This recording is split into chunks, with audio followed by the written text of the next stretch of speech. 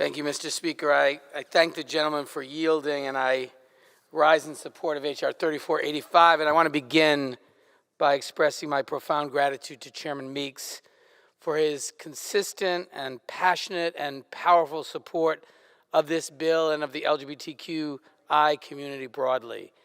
He has been such a champion for our community. We would not be here today on this floor without his support, and we are all grateful for that. I also want to recognize Congressman Brian Fitzpatrick, Senator Shaheen, and Senator Portman for their partnership and leadership making this legislation bipartisan and bicameral.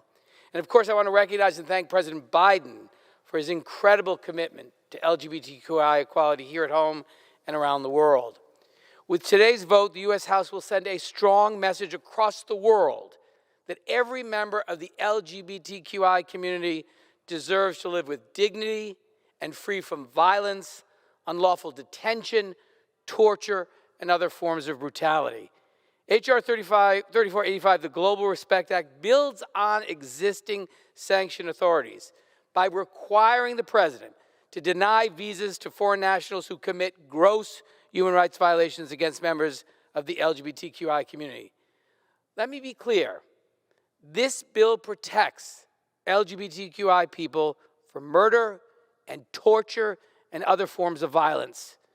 Rejecting this proposal is you are saying people like me can be murdered and tortured with no consequence. And whether that's your intention or not, that's the impact of your vote. In the past years, we have seen a dangerous increase in violence against lesbian, gay, bisexual, transgender, and intersex people and their families. And so when my colleague on the other side of the aisle says, what's the need for this? Tell that to the victims who are being tortured and detained and murdered because of who they are. In too many places, violence against this community is pervasive and even sanctioned or directed by government officials. The Universal Declaration of Human Rights states that all human beings are born free and equal in dignity and rights.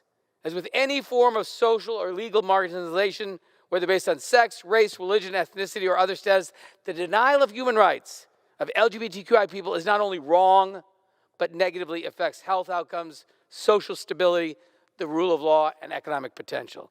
This bill sends a signal to not just the abusers, but also signals to the victims and survivors that the United States stands with them, as we have throughout the course of human history in standing up for human rights. Victims like Camila Diaz-Cordova, a 29-year-old transgender woman from El Salvador, who was arrested, beaten, and thrown from a moving vehicle after being deported from the United States. She died several days later. Or the young gay man who fled from Sudan to Egypt after threats of public outing and violence, only to experience kidnapping and further stigmatization and violence in his new home. Or IJ, a victim of Ramzan Kadyr's systemic rounding up and torture of men and women thought to be gay in Chechnya. In recounting the attack, IJ said, "They threw me to the floor and beat me. They beat my chest and my face with their feet. They hit my head against the floor. One of them said, 'Do not beat him until the shock stage. At that point, he'll stop feeling pain. We don't need that.' They addressed me with female pronouns and demanded that I tell them the names of other gay people I knew. They threatened to kill me if I didn't." And the public reports that we heard of ISIS officials throwing gay men off rooftops and then stoning them to death. These are just some examples of the many, many stories. The Global Respect Act is simple. It's straightforward. It gives the executive branch greater tools to punish those who murder and torture members of the LGBTQI community. I want to take a quick moment to tell you what this bill does not do. It doesn't duplicate existing rights legislation in the Global Magnitsky Act, because in Global Magnitsky, it's obviously a very important tool for human rights, but it's voluntary. And it's only been used once for LGBTQI human rights violations, despite many documented cases. The gentleman's time has expired. Thank you, Mr. Chairman. The gentleman's recognized. The Global Respect Act is different because it requires sanctions if a foreign national commits gross human rights violations against LGBTQI people. It doesn't have overly broad language, as the chairman said. It has language which comes from 22 U.S.C. 2304. It doesn't create any new definitions. It has the definition in existing law of what gross human rights violation is. It doesn't prevent speech or religious beliefs.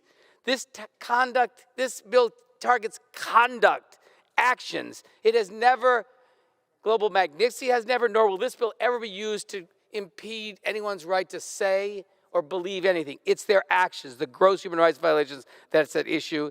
And when my friend on the other side of the aisle said it's cancer culture, when did preventing murder, torture, and violence and standing up for human rights become cancel culture? We have a long tradition in this country of doing this all around the world. The Global Respect Act honors that history, that responsibility we have as a world superpower to continue to protect and stand up for human rights in the face of unspeakable violence. So I urge all of my colleagues to support this bill, and I end where I began, with enormous gratitude to our extraordinary chairman for his leadership on this issue. And I yield back. Gentleman's time has expired.